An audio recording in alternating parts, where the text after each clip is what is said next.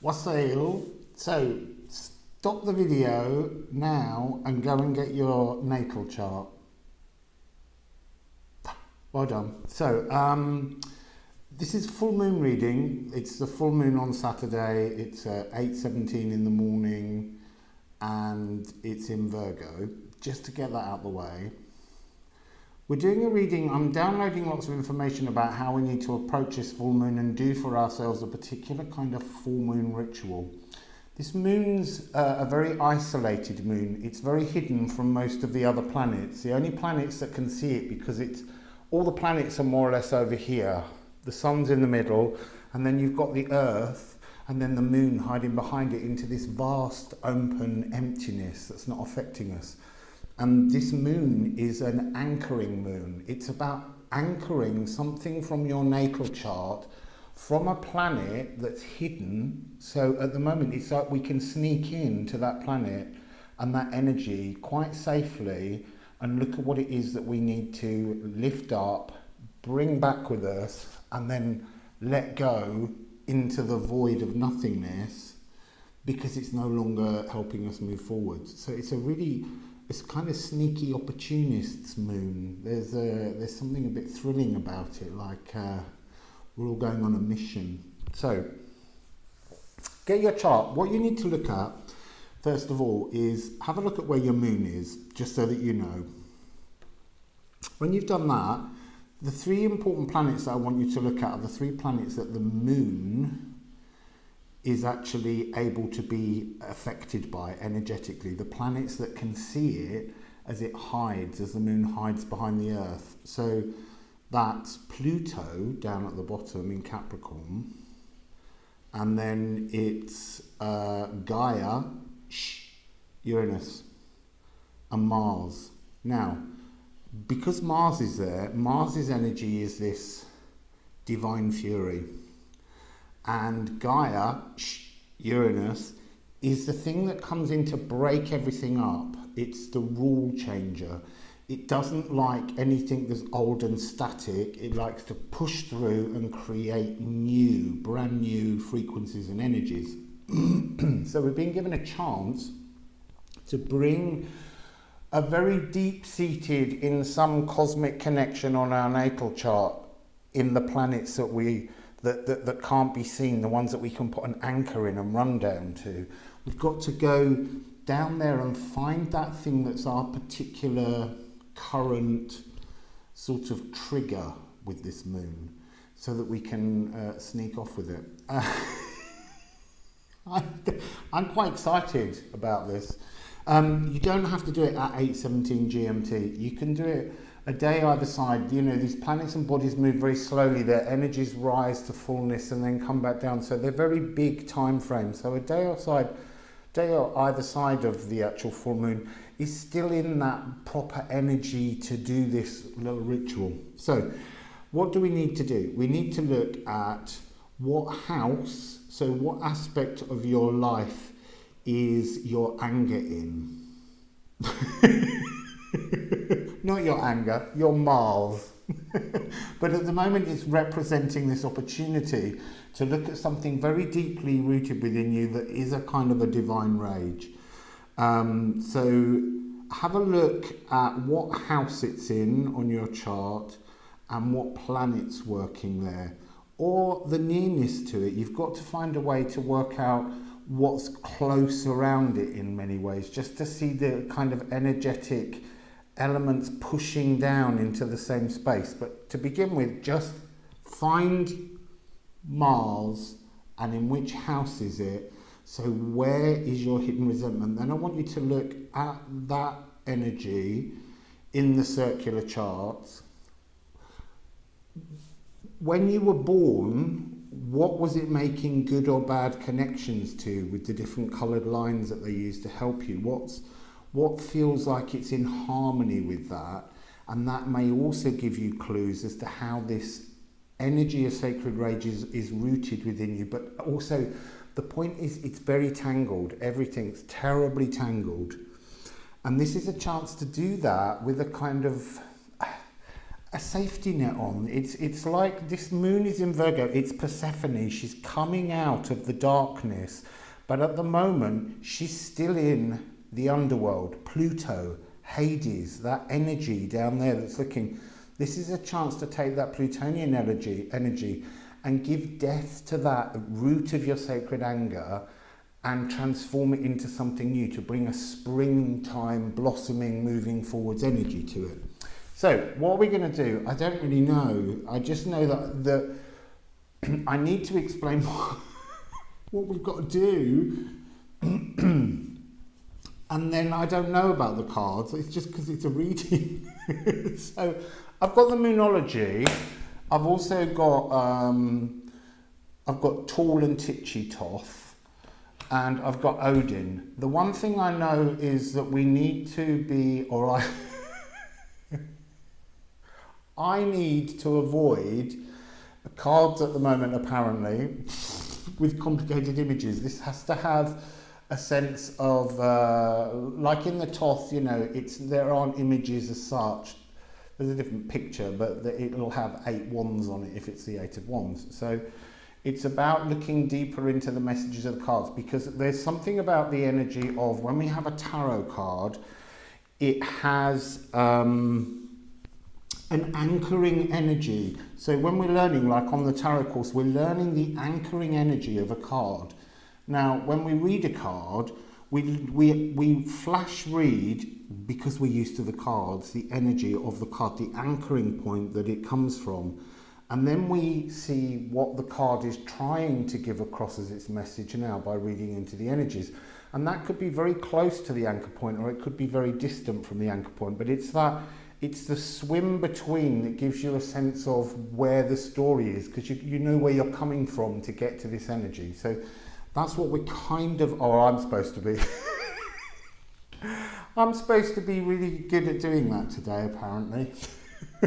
We'll see what gives. So I think what we need to do is,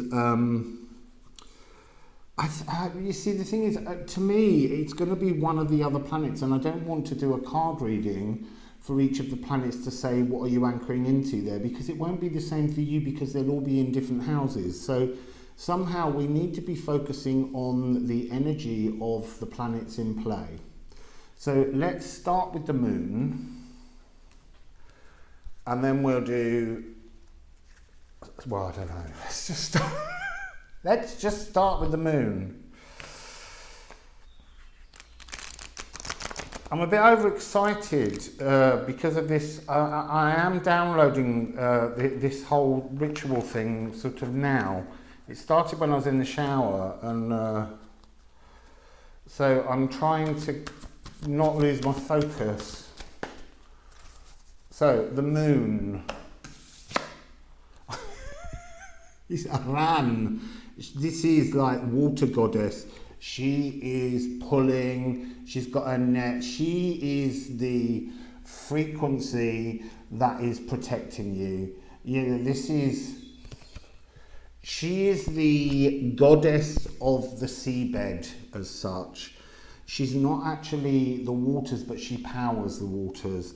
She has the net, she has all the lost treasures. So you're going down into Ran's energy. So I'm wanting to say you've got to look at Neptune. This is linked to Neptune. Okay, so it's you need to look at where Neptune and Mars is and their aspects. See, I didn't know that before. Now it'll unfold. So Neptune's not seen, it's not visible by the moon, and this is all very much this dreamlike psychic air frequency energy, and this net is Ran trying to say that it's not so much an anchoring but as a widening of your net in terms of how deep you look at emotions that are part of an inherited DNA strand that's triggered by your natal chart. So that's where we need to look. So we know now, we've got the moon energy. Let's just get some more cards about the moon. Oh, I'll have a Moonology card about the moon.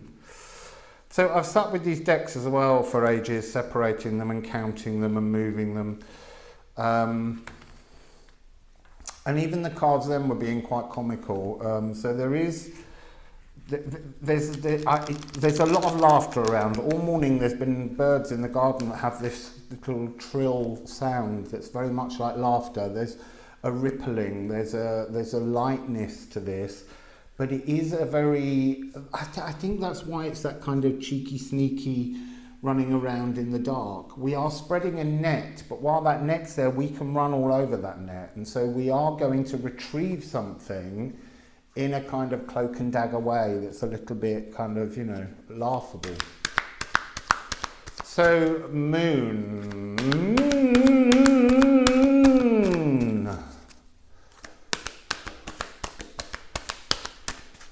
Well, they're really snapped shut. Every time you tell them, they go, no, I'm not.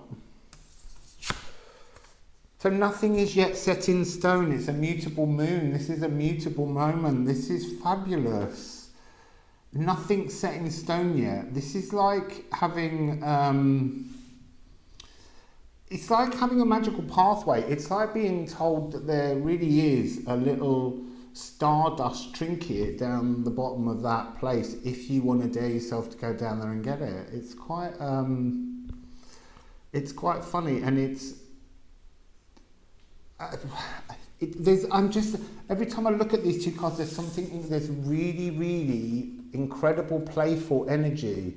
Look, this is Persephone coming back out of Hades. She's got the door open for the moment because she's on her way out. So you can run in. She's not going to shut the door on you. She's holding it open. She's saying to you, just spread my net a little bit further into Hades, and then I can go a bit further the other way. So, oh no, not Titchy, let's have Tall. So, what else would you like to say about the moon? Oh, don't know whether I'll have that one. There's one on the floor.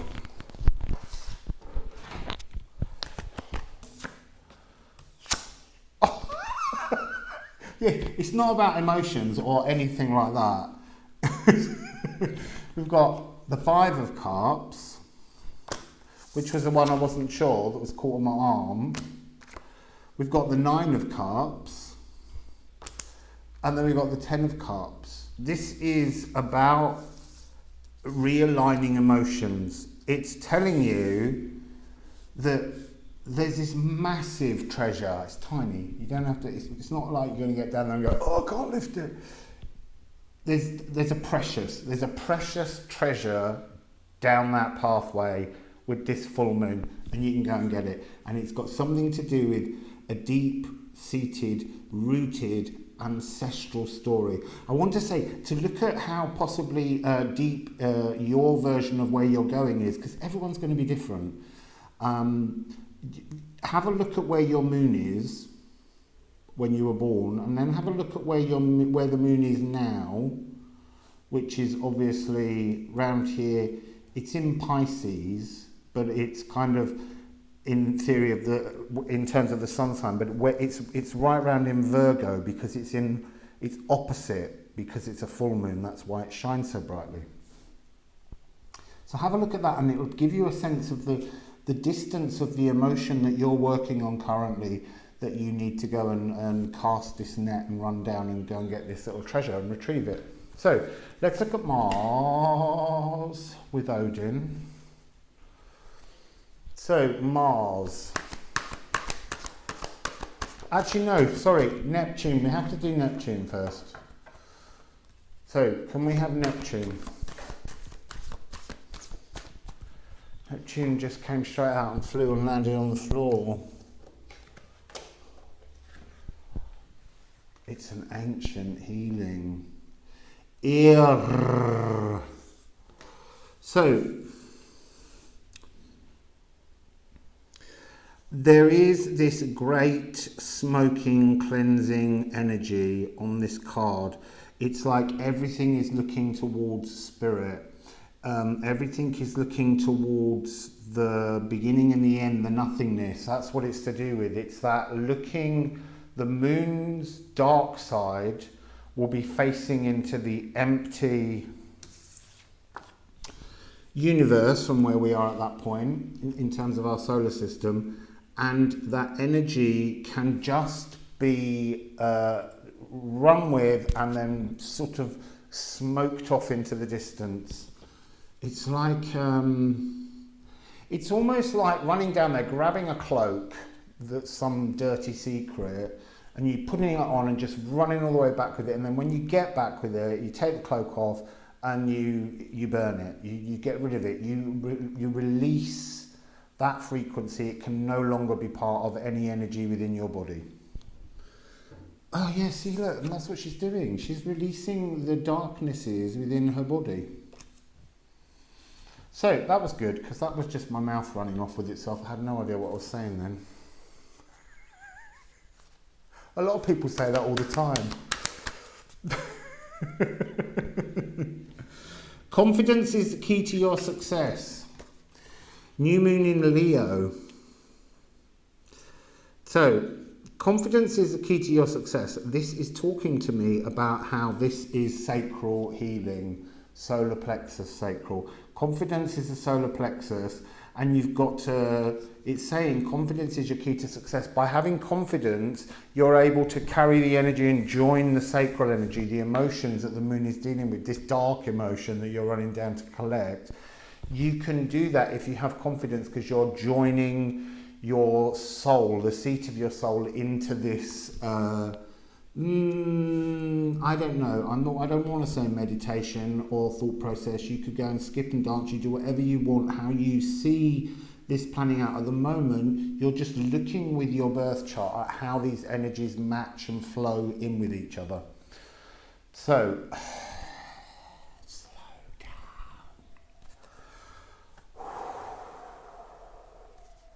It is very exciting energy. I said that from the beginning. Oh, I still can't slow down. The energy is just moving through me too fast. So just keep up or rewind. So, just did a little poke in my left armpit. Because after all, we are dealing with things from very far distant that need to be kind of unplugged. So what have we got here? We've got the Two of Pentacles, the Eight of Pentacles, and the Princess of Cups.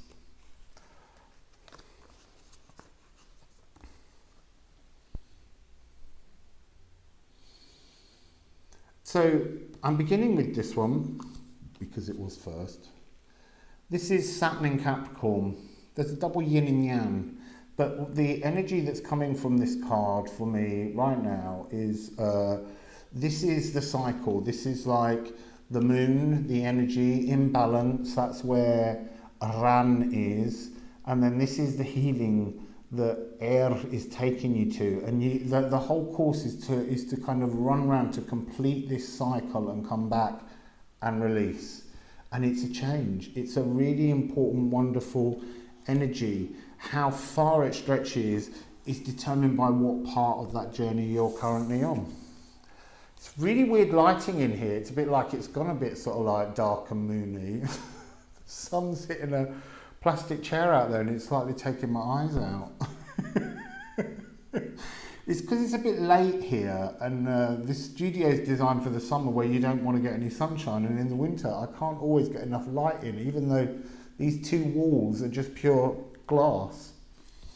They wanted me to say something about that's the relevance of the clarity that you will get when you do this ritual, because there's so much clarity coming on now. This is being able to get clarity on an emotion that you couldn't understand, and it wouldn't have mattered how many times you may have even brought this emotion up and thought you dealt with it in the past. It's linked so much deeper that the anchor couldn't be raised, and that's what you're kind of doing. You're running down that anchor that she's got, because she'll pull her net back in later. So just take advantage of it. So prudence, this is key of life. Key of life. It is a key of life. It's the tree of life that is a key that fits locks. It's just this. It's saying that the energy of the earth itself is working with you. And so that's, and it's the heart of the earth, so that's very much Saturn frequency. So if you want to look up your Saturn sign, it will show you how maybe Saturn in the past has been a hindering energy, but now how this frequency is helping you to transform something that was stuck in the old earth energy that was much heavier. And here we have the sun in Scorpio, so this is very much got that energy of something ancient that's connected to burning away some part of your ego, and bringing you to Princess of Cups, which I always have to count this. I don't know why I can never remember these jewels. 1, 2, 3, 4, 5, 6. There's 11 of them. So it's like coming up for air from the very depths and the bowels of the earth, but the earth is kind of like saying, I'm resonating still with your old fears, so will you come down and just clear them up for me, because I've had enough of them. So this is returning with a new, like a sort of springtime fresh Persephone coming back out from the underworld. That worked out quite nice in that flowing way. So let's look at Pluto. I'm just beginning to dig into the essential dignities of things, because I love astrology. I love learning astrology at the moment all the time. And yet I question everything about astrology. So I'm just at that stage where I love the notion of the essential dignities, which is how comfortable planets are or aren't in particular signs or houses. But I still don't know yet how I feel about it. So we'll see how that goes. I believe it exists. What I mean is I don't believe necessarily that I agree with what's the normal pattern. But so they're making me say this because that's what we have to consider. What you're going to retrieve will make you think so differently. It will bring such an emotional difference of thought, philosophy, emotional flow, that you will feel reborn. You will feel you've just come out of that. Look, not just that dark passageway that we all went through in the winter time in the Northern Hemisphere last year, that was from, you know, that percentage, which is like 90% of the population living in the Northern Hemisphere. It's been a very dark passage, but that energy is a dark passage because of the weight of how many people were under that influence on the whole planet, because the whole planet was going through a collective moment, a fixed point in time, which was last year, this 2020. 2020 is clarity. It's when we get vision, 2020 vision, and that's how it ended, with the mutation into clarity. So now we've got work to do to shed some of the shit that we couldn't get rid of before. So, Pluto.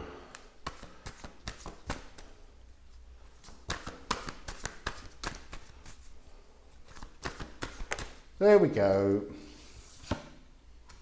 Wow, you see now, that's a really surprising card.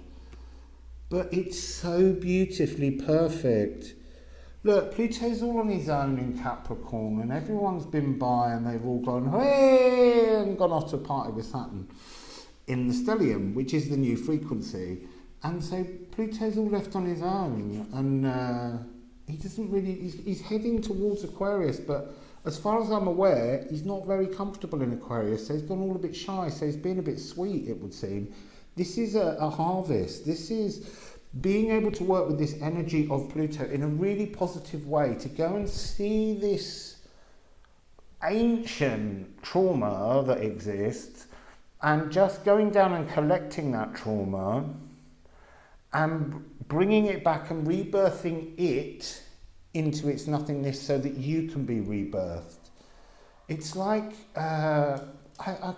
it's like Pluto's whispering. It's like, go on, go on.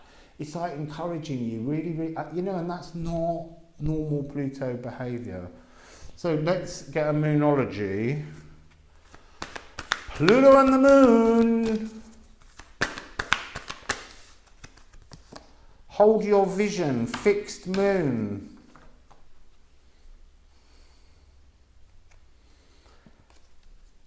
So what we're saying is, look at these things that I talked about on the natal chart. I'm going to try and say them again because I probably said them so fast in my gabbling excitement earlier. So you're looking at the position of Mars and Neptune in your natal chart. And then you're looking at where Pluto is, perhaps, and looking at what these energies represent in the houses that they're in your chart, so that you can begin to build up an idea of how there are frequencies trying to guide you towards this Neptunian truth that's hidden. And where your moon is to where the moon now is maybe how deep and difficult that pathway is going to feel as you face it. But that I'm not sure about. That was an energy frequency that they gave me that they said we're not going to unfold that yet. So hold your vision. Seek it. Look in the thing. You can ask the cards, what am I dealing with, if you can't read a natal chart. But try and find out what this energy is that you've got to look at right now. And then, how would you like to unfold this? How would you like to unfold this?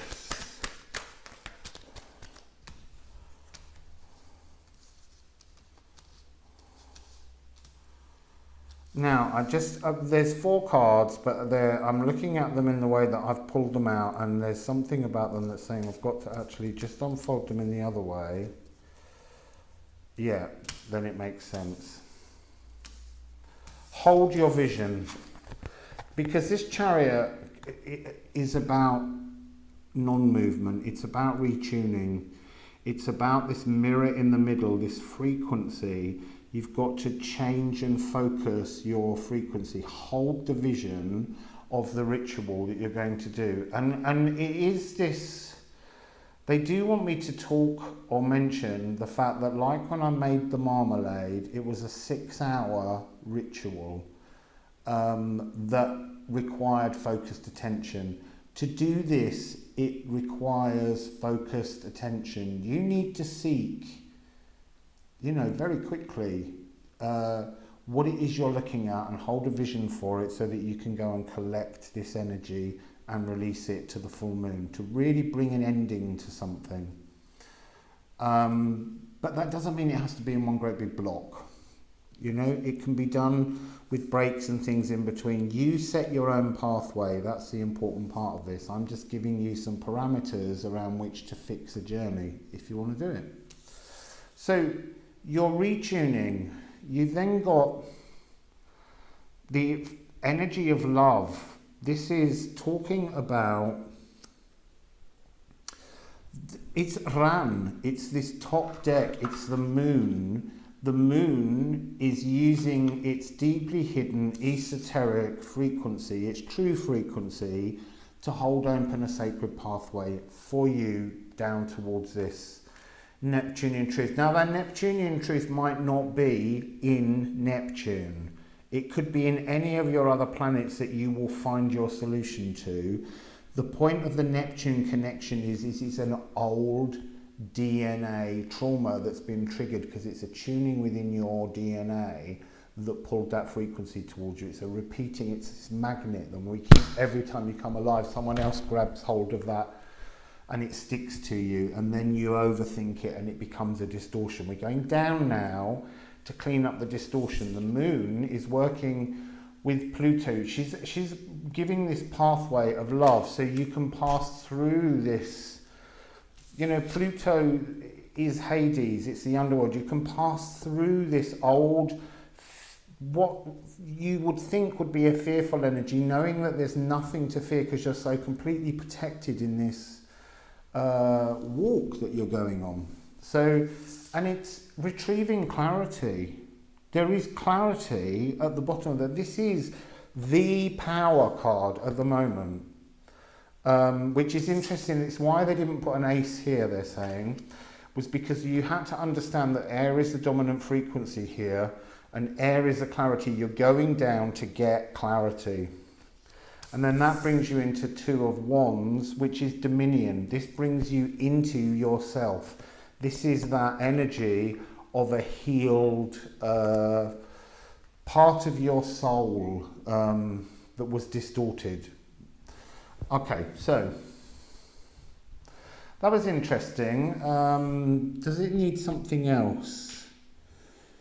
I feel like it does. Because I'm always greedy. So, what else do we need to know about this journey? I mean, we could look at Mars, but the reason I'm not looking at Mars, even though I want you to be aware of where your Mars is because it's to do with, this is linked to anger. And everybody's anger is going to be different. And I don't think just putting cards out there say there's a divine rage in you is going to be helpful. So let's just see what the moon would like to tell us about the journey, or what Persephone might like to tell us about what it is to come out from Hades, you know, and whether she really still likes pomegranate seeds. I'm not sure I would. They would always seem a little bit like a punishment, but she might love it. She might love being down there. I mean, after all, my understanding is that Hades was a bit hot when she saw him, so she was quite prepared to go down there with him in the first place. I mean, maybe they were boyfriend and girlfriend and the mum didn't want to know about it. We did, you know, anything could happen in these stories. It's the season. It's a change of a season. Oh, that's so lovely. It's spring. Persephone says spring has sprung. And she's bringing, it's so lovely, it's this protected energy is coming out with her. This moon is bringing a hugely protective energy to everybody, to the bigger picture. It's a new springtime energy that's just coming up. So earlier they gave me this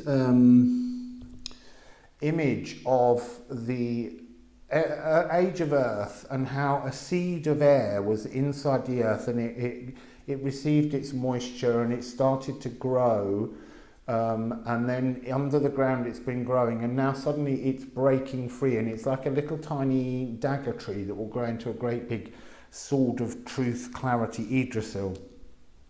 And there's trillions of them all over the world, and so all of this is coming up now. These energies, this new spring is rising across the whole planet.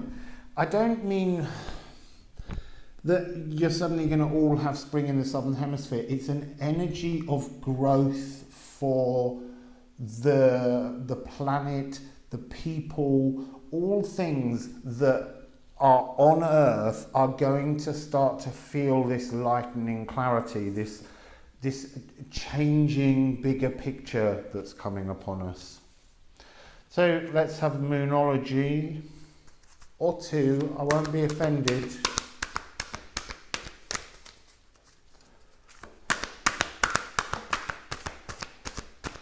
You see, that's interesting. They're saying that this one is about the hidden isolation of the moon.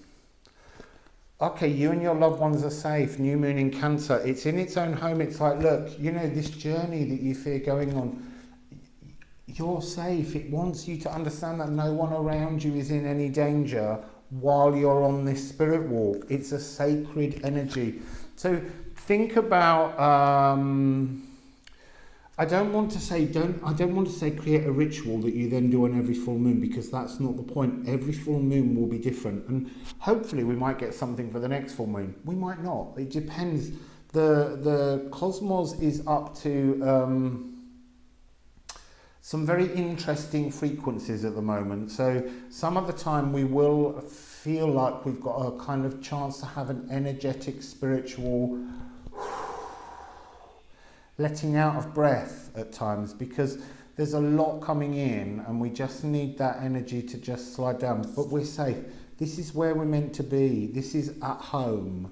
So this spirit walk is something that's at home for everyone. It's about pushing these stale emotions that were part of your DNA and just letting them go, so that that's no longer part of your resonant frequency, and you can have an upgrade.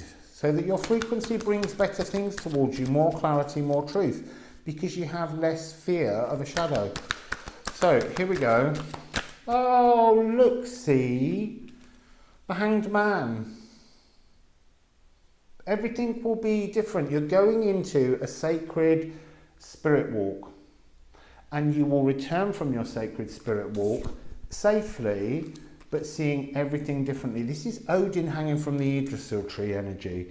It's the what do you let go of for wisdom. This is not about a sacrifice. This is about a sense of confidence. Confidence is the key to your success. It's not about your inner damaged child going down there. This is like a spirit walk is for your luminous warrior to be fearless and just go and collect, or unhook, maybe is a good way of putting it. Unhook, unanchor the trauma so that Ran can reel it in. That's what it's meaning. So earlier when I said you want to pull her net, you don't. Her net's everywhere. It's out there. Run down it, unhook it so that she can pull it in. That's what's happening. So, Hangman, this is very interesting because when I was putting this deck down and counting it into 13 piles of 6, because I have the cosmic gift card that I put in, there's a spare card. So when I'm doing it, I put a card into the middle at a random point, and then just before putting the deck together, I turned it over, and that's exactly the card it was. It was the Hangman. And I did think, well, yeah, we are seeing things differently now. There's a new clarity. There's this lovely, maybe there's some kind of aquamarine ray energy to be unblocked down there that will then flow back up with you. But there's definitely that sense of the paradise ray energy, that very healing, because the paradise ray will be healing to your DNA somehow. It's a very corrective frequency to remove all those little grits and things that just don't help you. So anyway, I've got no idea, and I'm just going to post it, whether that made any sense, because I'm in a download frequency as I'm talking to you, and it's really hard to keep the focus, partly because there are moments where you feel like something else is talking through you. So I hope it makes sense. If it doesn't, another one will at some point, but let's just post it. Look, I've nearly packed everything away now while I'm talking to you, which I don't usually do. I usually sit there and look at the cards. You see, it's about that sense of hiding away so that you can release the energy.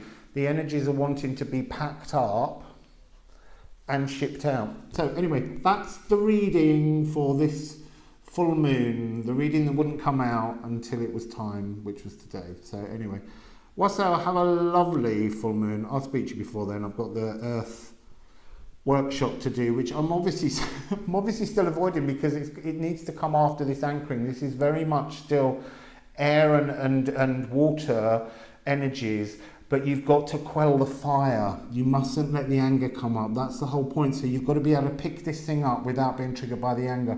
Oh my God, I'm so glad I stayed to the end. Wassail.